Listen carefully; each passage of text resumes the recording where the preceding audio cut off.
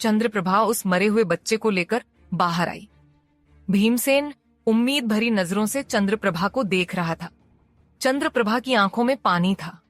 वह कैसे बताती भीमसेन को कि उसका मरा हुआ बच्चा पैदा हुआ है, लेकिन बताना तो पड़ता। आखिरकार चंद्रप्रभा ने बच्चे को भीमसेन की तरफ बढ़ाते हुए कहा, यह जीवित नहीं है। यह सुनकर भीमसेन की आंखें नम हो गईं। उसने अपने मरे हुए बच्चे को गोद में लिया और उसे ही देखता रहा। उसने अपने आंसू को सफाई से छुपाया और चंद्रप्रभा की ओर देखकर बोला, मंदाकिनी को संभालो। चंद्रप्रभा ने हां में गर्दन हिलाई और वापस से कुटिया में चली गई। भीमसेन अपने मरे हुए बच्चे को लेकर दूसरी ओर चला गया और नदी के किनारे एक जगह पर उसने एक गड्ढा खुदवाया और अपने बच्चे को उस गड्ढे में दफना दिया और उसके ऊपर एक पौधा लगा दिया। भीमसेन बहुत दुखी हुआ। उसका पहला बच्चा था।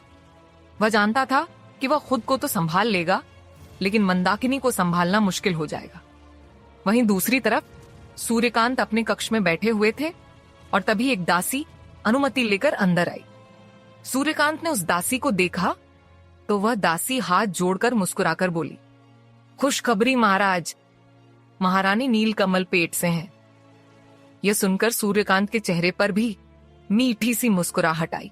हालांकि वह अभी तक अपनी पहली पत्नी चंद्रप्रभा को भूले नहीं थे, लेकिन कहीं ना कहीं नीलकमल के बलिदान को देख रहे थे। नीलकमल ने पूर्ण तरह से सूर्यकांत को अपना लिया था, जबकि वह जानती थी कि पूरे जीवन में सूर्यकांत उसे प्रेम नहीं करेगा। उसके बाद भी उसने विजयगढ़ की खुशी के लिए खुद को इस आग में झोंक दिया था। सूर्यकांत ने गले में से एक माला निकालकर दासी की ओर फेंक दी और वह दासी खुशी खुशी वहां से चली गई। उसके जाते ही सूर्यकांत तेज कदमों से नीलकमल के कक्ष की ओर चले गए। जब वह कक्ष में आए तो नीलकमल झरोखे के पास झूले पर बैठी हुई थी। सूर्यकांत नीलकमल के पास आकर बैठ गए। नीलकमल ने मुस्कुराकर सूर्यकांत को देखा तो उसकी आंखों में शर्म आ गई। सूर्यकांत ने नीलकमल के सिर को अपने सीने में छुपाते हुए प्यार से कहा, हम तुम्हारा बलिदान कभी नहीं भूलेंगे नीलकमल, कभी भी नहीं। नीलकमल अपने दोनों हाथ सूर्यकांत के सीने पर लपेटती हुई बोली, ऐसा मत कहिए महाराज, अगर इस राज्य के लिए मुझे अपनी जान भी देनी पड़े तो मैं दे दूंगी। सूर्यकांत ने एक बार फिर नीलकमल के बालों को चूम लिया और बोला, हमें गर्व है खुद पर कि हमारे जीवन में 2 औरतें आईं और दोनों ही हमें निस्वार्थ भाव से प्रेम करती हैं। आखिरकार नीलकमल से रहा नहीं गया। उसने अपना सिर सूर्यकांत के सीने से हटाया और पूछ ही लिया, एक बात पूछूं महाराज? सूर्यकांत ने हां में गर्दन हिलाई। नीलकमल बोली, आपने चंद्रप्रभा दीदी को क्यों त्याग दिया? ये सुनकर सूर्यकांत के चेहरे के भाव बदल गए। वह झूले से उठ गए और थोड़ी सख्त आवाज में बोले, नीलकमल, आज तो तुमने पूछ लिया, आज के बाद मत पूछना। ये वह बात है जो मैं किसी से नहीं कहना चाहता। बस समझ लो कि चंद्रप्रभा हमारे लायक नहीं थी। नीलकमल ने क्षमा मांगते हुए कहा, क्षमा कीजिए महाराज, मन में शंका थी तो पूछ लिया। अगर आप इस बारे में बात नहीं करना चाहते तो आज के पश्चात मैं आपसे कभी नहीं पूछूंगी। सूर्यकांत ने हां में गर्दन हिलाई और फिर से आकर नीलकमल के पास झूले पर बैठ गए। नीलकमल ने फिर से अपना सिर महाराज के सीने पर रख लिया। वह सच में एक अच्छी रानी साबित हो रही थी। वहीं दूसरी तरफ कलावती महल के एक कमरे में मौजूद थी। वह कमरा वैद्य का था। वैद्य महाराज ने कलावती को अपने सामने देखा तो हाथ जोड़कर कहा, कहिए महारानी, यहाँ आने का कष्ट कैसे किया? कलावती बोली, वैद्य महाराज, मैं गर्भवती हूँ।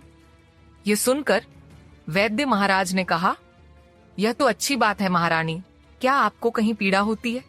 कलावती बोली, नहीं, मुझे कोई पीड़ा नहीं होती, किंतु मुझे यह बच्चा नहीं चाहिए। ये सुनकर वैद्य महाराज हैरानी से कलावती को देखने लगे तो कलावती बोली, मैं आपको समझा नहीं सकती, लेकिन अभी मेरा और सिकंदर का रिश्ता मजबूत नहीं है और ऐसे में अगर मैं मां बन गई तो न जाने मेरे बच्चे का भविष्य क्या होगा। मुझे यह बच्चा नहीं चाहिए।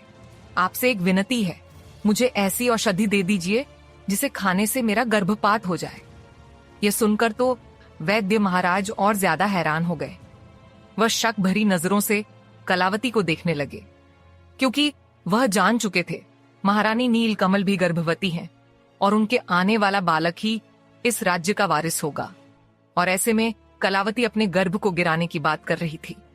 ये बात कुछ हजम नहीं हो रही थी, बल्कि महल में यह बात धीरे धीरे फैलती जा रही थी कि कलावती ने ही कोई षड्यंत्र रचा है, जिसकी वजह से चंद्रप्रभा को महाराज ने त्याग दिया। लेकिन वैद्य की इतनी हिम्मत नहीं थी कि वह कलावती से साफ साफ पूछ ले। वह बोला, ऐसी तो कोई औषधि नहीं आई महारानी कि आपका गर्भपात हो जाए, और वैसे भी गर्भपात करना तो एक पाप की श्रेणी में आता है। आपको ऐसा नहीं करना चाहिए। अगर आपका पुत्र हुआ तो हो सकता है आपके और सेनापति सिकंदर के बीच में रिश्ते और मधुर हो जाए। मेरी मानिए तो गर्भपात का इरादा छोड़ दीजिए और अपने पुत्र या पुत्री को इस दुनिया में लाकर अपने रिश्ते को मजबूत कीजिए। ये सुनते ही कलावती की आंखों में पानी आ गया। वह ना में गर्दन हिलाते हुए बोली, आपको कैसे समझाऊं? आप नहीं समझेंगे। क्या सच में ऐसी कोई औषधि नहीं होती? वैद्य ने ना में गर्दन हिलाते हुए कहा, नहीं महारानी, ऐसी तो कोई औषधि नहीं होती। कलावती निराश होकर वहां से जाने लगी। जब वह कक्ष से बाहर आई तो उसकी टक्कर एक दासी से हो गई, जो वैद्य के कमरे की सफाई करती थी। दासी ने हाथ जोड़कर माफी मांगते हुए कहा, माफ कर दीजिए महारानी, हम देखकर नहीं चल रहे थे। कलावती वैद्य की बातों से वैसे ही परेशान थी। वह पलटकर जाने लगी, लेकिन फिर कुछ सोचकर रुक गई। उसने पलटकर उस दासी को देखा और उसकी बाजू पकड़कर वहीं दीवार से लगाते हुए कहा, तुम तो वैद्य महाराज के कमरे की सफाई करती हो ना? दासी ने हाँ में गर्दन हिलाई। कलावती बोली, मैं तुम्हें सोने के 100 सिक्के दूंगी, बदले में तुम मुझे ऐसी औषधि लाकर दोगी जिससे गर्भपात हो जाता हो। दासी हैरानी से कलावती को देख रही थी। कलावती ने उसे भी वही झूठ बोला जो उसने वैद्य से बोला था। वह बोली, मैं गर्भवती हूं और मुझे अभी बच्चा नहीं चाहिए, समझ गई? अगर तुमने मुझे औषधि लाकर दे दी तो मैं तुम्हें 100 सिक्के दूंगी, किंतु अगर तुम औषधि लेकर नहीं आई तो अगली सुबह तुम्हें महाराज से मृत्यु दंड दिलवा दूंगी, समझ गई? दासी एकदम से डर गई। उसने बस हाँ में गर्दन हिलाई और कलावती वहां से चली गई। दासी वैद्य के कमरे में गई और सफाई करने लगी। वहीं वैद्य महाराज इस सोच में खोए हुए थे कि कलावती को आखिर ऐसी औषधि क्यों चाहिए। और तभी दासी ने अपने प्राण बचाने के लिए वैद्य से कहा, वैद्य महाराज। वैद्य ने दासी की तरफ देखा तो दासी बोली, शायद महाराज कुछ दिनों से पेट में बहुत दर्द है, आपसे कैसे कहूं? तभी वैद्य ने कहा, देखो मैं तो वैद्य हूं ना, तुम्हें कोई तकलीफ है तो बताओ, मैं औषधि पीस कर दे दूंगा, तुम्हारी तकलीफ दूर हो जाएगी। दासी ने हिम्मत करते हुए कहा, 2 माह से मासिक धर्म नहीं आया है, कमजोरी सी भी होती है। वैद्य महाराज ने कहा, तुम खाने में हरी सब्जियां खाओ तो तुम्हारी कमजोरी दूर हो जाएगी और मासिक धर्म भी आ जाएगा। दासी ने हाथ जोड़कर कहा, वैद्य महाराज, किंतु मुझे तो संतान चाहिए, कहीं मैं गर्भवती तो नहीं? वैद्य ने दासी की नाड़ी पकड़कर कहा, नहीं, तुम गर्भवती तो नहीं हो, कभी कभी कमजोरी की वजह से भी ऐसा हो जाता है। मैं तुम्हें औषधि पीस कर दे देता हूं, तुम उसे 3 दिन में 2 बार खाना और 3 दिन तक आराम करना, तुम्हारा मासिक धर्म आ जाएगा। किंतु 3-4 दिन तक आराम करना और हरी सब्जियां खाना, बहुत कमजोर हो गई हो। दासी ने कहा, वैद्य महाराज, कुछ ऐसी औषधि भी पीस कर दे दीजिए, ना कि मैं गर्भवती हो जाऊं। वैद्य ने कहा, पहले तुम यह वाली औषधि खा लो, उसके बाद अगले 7 दिन बाद से मैं तुम्हें दूसरी औषधि दे दूंगा, उसे खाने से तुम गर्भवती हो जाओगी।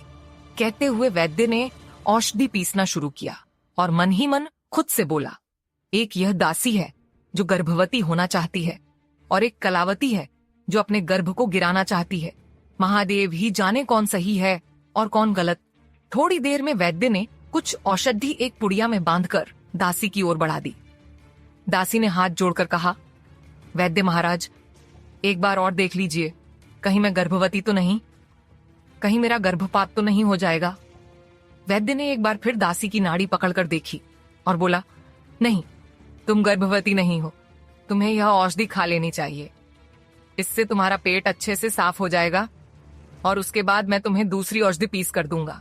महादेव ने चाहा तो तुम जल्द ही गर्भवती हो जाओगी।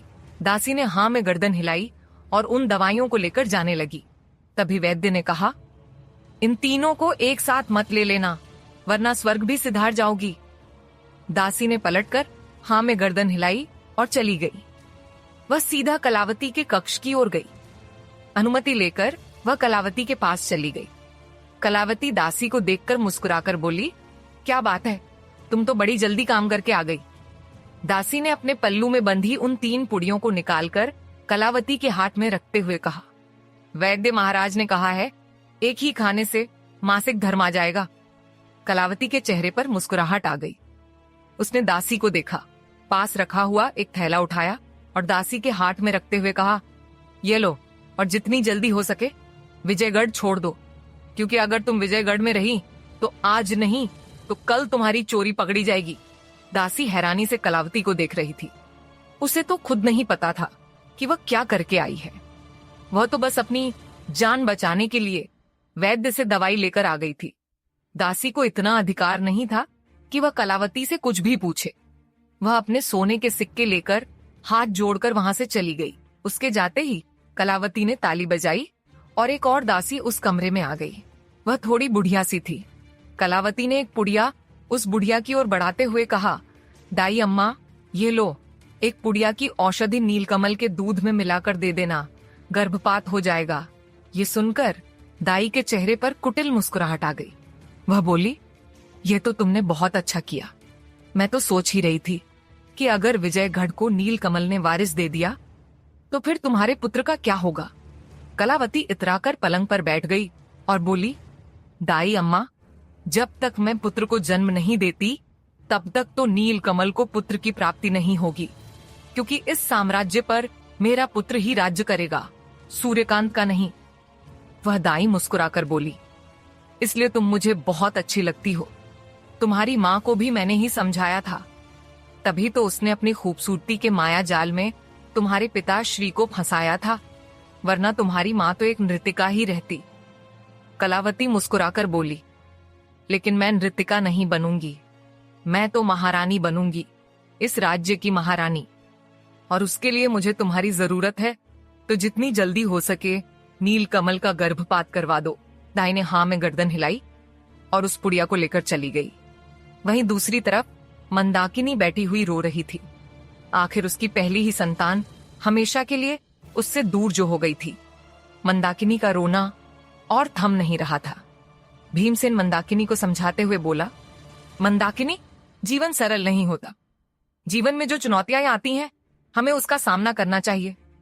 जो हो गया उसे मैं ठीक नहीं कर सकता, लेकिन तुम फिक्र मत करो, अगली बार हमारी संतान जीवित होगी। मैं और तुम मिलकर उसकी परवरिश करेंगे। तुम फिक्र मत करो, सब ठीक हो जाएगा। शायद महादेव की यही इच्छा थी। मंदाकिनी ने हाँ में गर्दन हिलाई, लेकिन फिर भी उसका रोना बढ़ता जा रहा था। दुख तो भीमसेन को भी बहुत था, लेकिन वह जानता था कि अगर वह मंदाकिनी के सामने दुखी हुआ तो मंदाकिनी और ज्यादा दुखी हो जाएगी। आखिरकार भीमसेन ने मंदाकिनी के सिर को अपने सीने में लगाया और धीरे धीरे सहलाता रहा, और मंदाकिनी के आंसू रुकने का नाम नहीं ले रहे।